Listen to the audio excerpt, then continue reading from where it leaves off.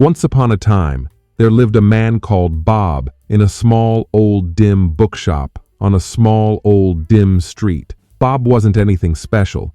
He was the kind of guy who liked to read, drink coffee, and not deal with the problems of life. One day, while wandering within the library, he stumbled upon an old scroll hidden beneath a pile of books. The letters on parchment of the scroll looked as if they whispered to him.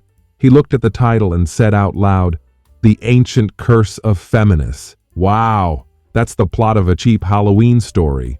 I'm in. With a laugh and a shrug, he unrolled the scroll and started to read the incantation, for fun. "By your ability to relate to the lunar cycle, come out of your sheath," Bob muttered, barely thinking. Suddenly the room was charged with electricity. Bob didn't have time to process what was going on, for suddenly there was a sound like a soft whooshing, and then, suddenly, a loud poof.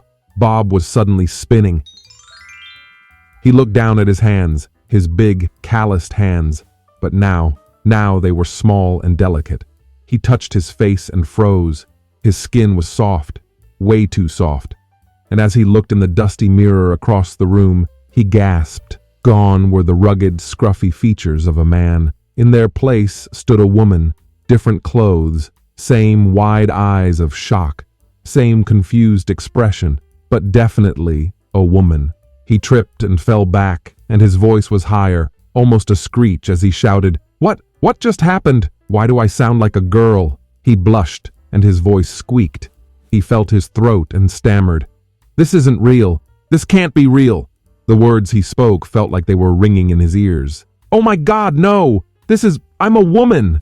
What do I do now?" Panic set in. Bob, she now, had no idea what to do. His hands, no, her hands, shot up to feel her face, to check that she hadn't somehow turned into a joke. "Wait, why is my hair so soft?" Frantically, she moved around the bookshop as if she was deranged. Okay, just calm down, I can fix this. Think, Bob, think."